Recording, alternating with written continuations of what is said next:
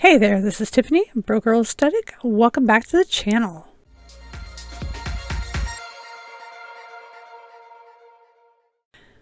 So what I've got today is some little pallets, wood pallets from the Dollar Tree. There's two different kinds here. And I've got some cotton cord here that I'm going to use, and my Triggerfire Surebonder stapler. I love this thing. And some Gorilla wood glue. And I'm going to make some crates out of these pieces. This is the first episode in my new series of My Pinspiration, where I recreate something that I found on Pinterest. I'm going to take these pallets, and I have enough to do 2 crates. Right there on your screen, this is the pin that I found that I thought, I think I want to try and make something like this. So there we go. And this is what I'm going to use. So for each crate, it's going to be 2 of those bigger ones and 2 of those smaller pallets. And I'm just going to put them together like a crate. They actually fit almost pretty perfectly together.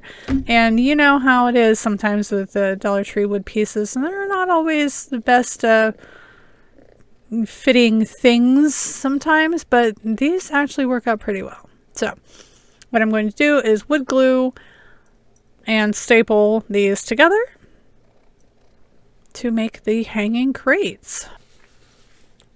All right, now I've got some craft paper down so I don't mess up my table. And I'm just going to run a line of glue. I mean, this whole part of the process right here is pretty self-explanatory. Pardon my squeaky office chair.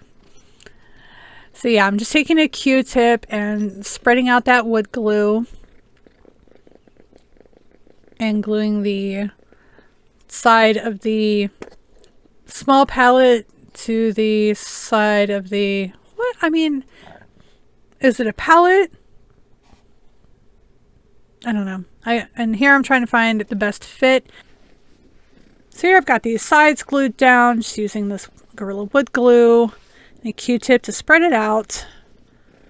And once I get these 4 sides together, then I can just tack a couple of staples on either side to hold it together. And I can say now I haven't taken the staples out, though I probably could, because it's been a couple of days since I've done these. When you're seeing this, I'm doing the voiceover on Tuesday. I filmed it on, well, I guess, was it yesterday?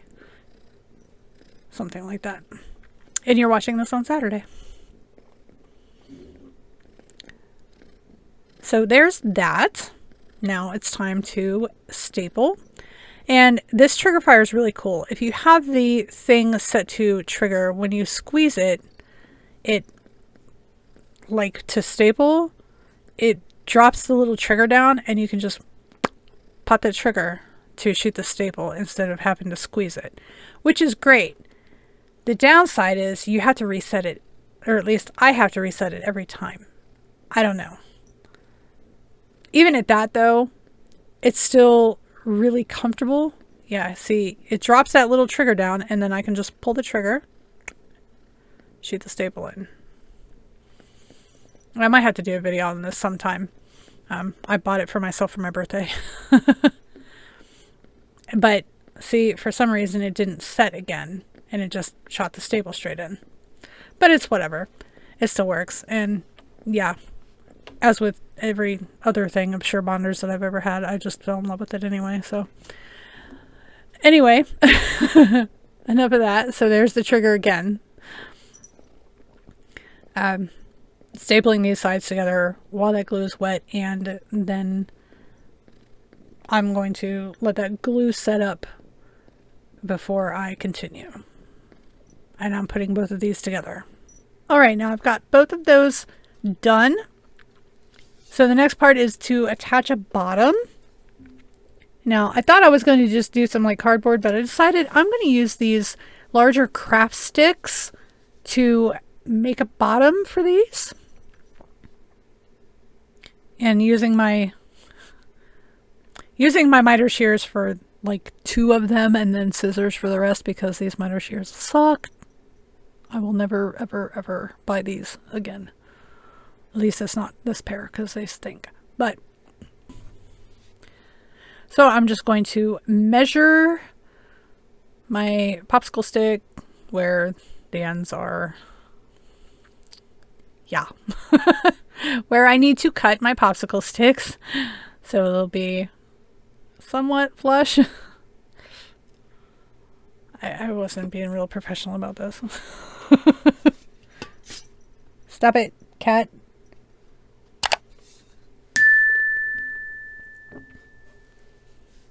You can just see I'm struggling with this as it is, so I should have just known. I should have known. I can cut bigger pieces of wood with not a lot of problem. Dowels. I can even cut the tumbling tower blocks. I'm hitting my cat with some canned air because he doesn't like it, and I'm trying to get him to stop doing something. As it is, anyway. Once I get a piece measured, cut down, then I can do all of the rest to go across the bottom of this crate. So I'll just copy that and cut all those pieces. Alright, so I have all of my pieces cut for the bottoms, my little scraps over there.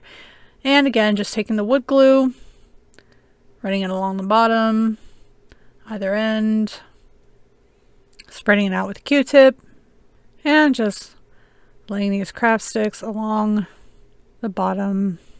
And, you know, they don't meet up perfectly, but that's fine. They don't really need to.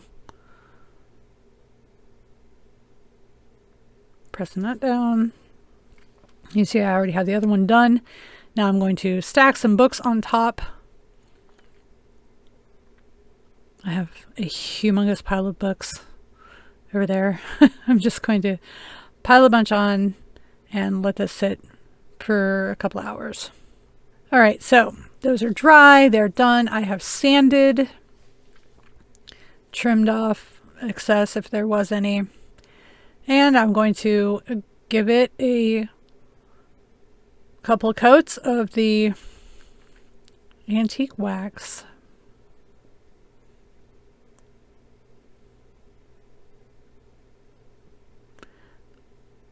We've got the folk art home decor wax in antique that I'm going to use on these. I'm just using a baby wipe to apply this. I also go in with a smaller brush to get into all the cracks and crevices and nooks and crannies. I do the inside and the outside, hitting pretty much everything I can think of except for the inside bottom. And you'll see at the end. But I got pretty much everything that I could. What bugs me is that Gorilla Wood glue. I mean, it's great, but it leaves splotches. Like if I get it on the wood, it won't stain there. And I sanded it, so I don't know. I don't know why. I sanded these down, but sometimes I still get those splotches, but you know, it is what it is. So I'm just going to continue staining these until I'm happy with it, and then we'll move along. Right, there they are, stained, dried, and now it's time to hang them up. Full disclosure, you'll see the difference. I use this cotton twine here, this cotton cord here, but I ended up changing it to the new jute twine that I got from Dollar Tree that I used in my last video, the little planner things, which I'll link up there, because the pin is hung with jute. So I figured, well, the whole thing was, I was trying to recreate that one. And this just didn't look right to me. After I got it done, it just didn't look right. But same concept. I'm feeding it through the little gaps between the one pallet on the end and the little board and the other pallet, the longer one. So I'm just feeding the string through that hole to create my hangers. Then I will feed it through carefully as I go.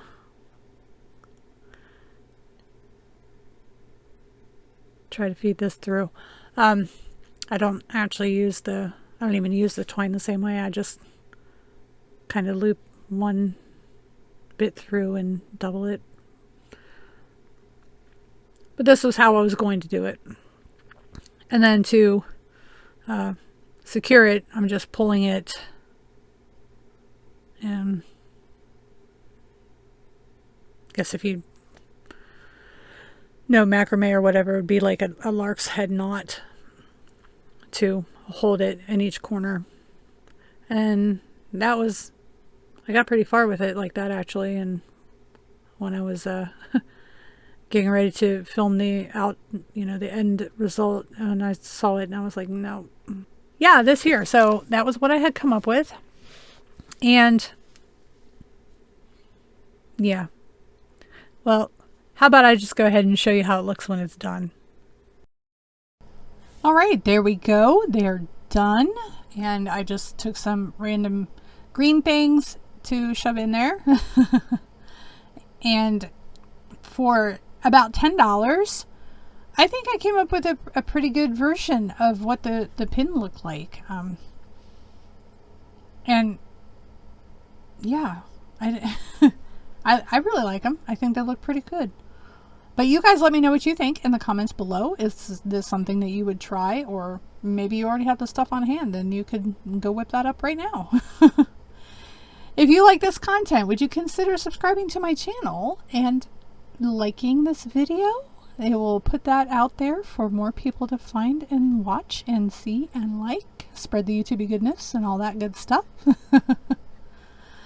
I will be next month doing another episode of my Pinspiration. I think it's, what am I doing next month? Oh, might be a greenhouse. Ooh, stay tuned for that one. And as always, thank y'all so much for watching. Take care. Bye.